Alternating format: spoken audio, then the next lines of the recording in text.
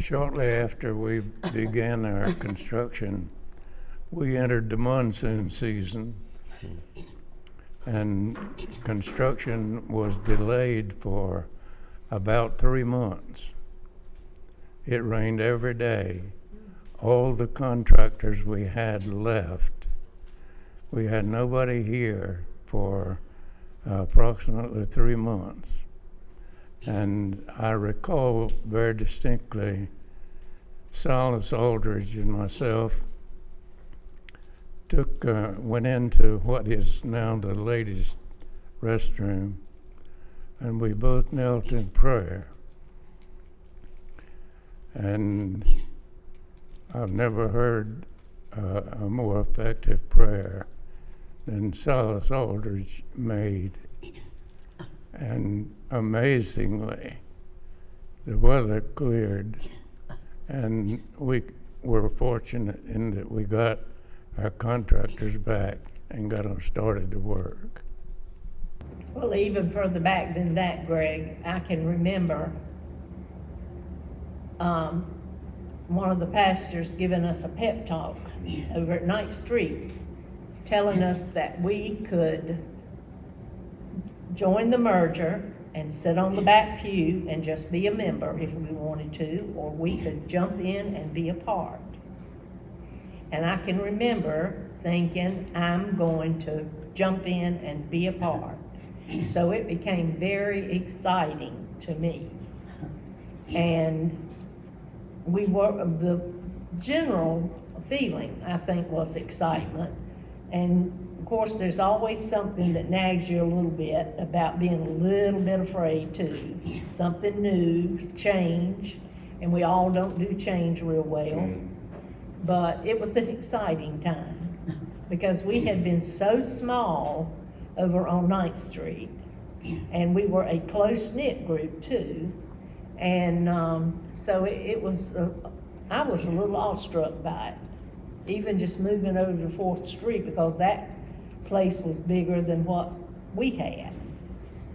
And so then when we had this brand new place to come to, it didn't feel like theirs or ours anymore. It was all of us together.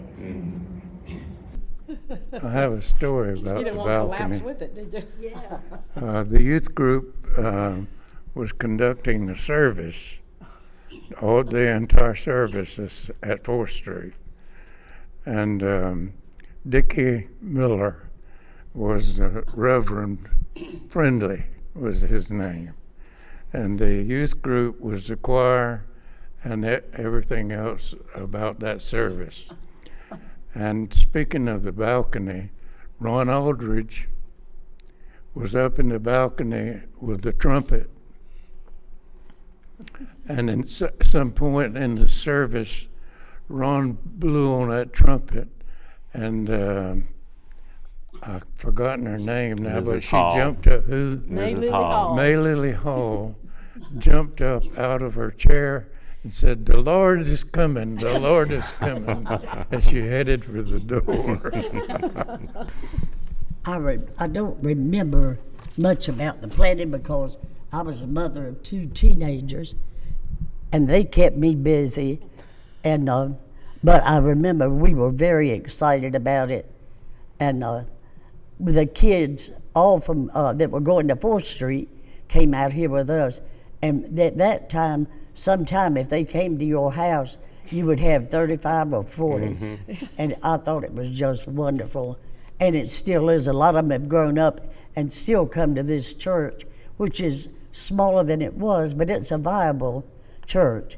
And I would recommend it to anybody that's looking for a church to come and try us and see how much you will be loved and accepted.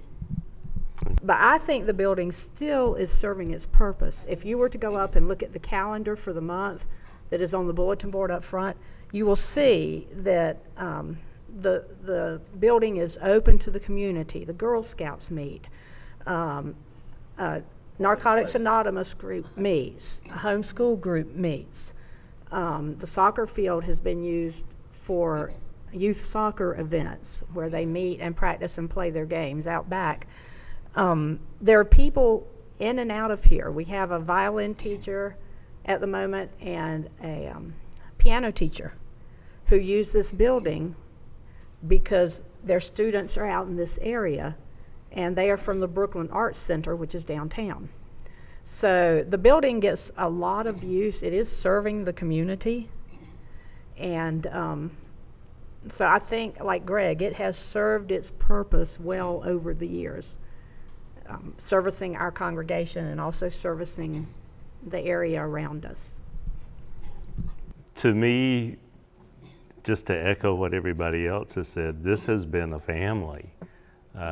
Whether you were an adult, whether you were a kid, and I know we're here and we'll be celebrating the building in November, but the building is the building, and the people are the actual church, and we've been blessed to have just an amazing amount of support as the youth when we were growing up and as the adults over here, and it has never felt anything but like a family. And so the last question on our list is there anything special you'd like for future guests and members here to know about United? And that would be my thing, and I'm sure probably would be echoed by several of you. We want to continue to grow. We want young people to join, young couples, and want them to experience that feeling of family, that feeling of love and inclusion, just like we did. And I think the folks who are here representing the adults of the church at that time they were largely responsible for setting the path and leading the way. And we've just been blessed to have them and to have each other, since January 1st, 1970.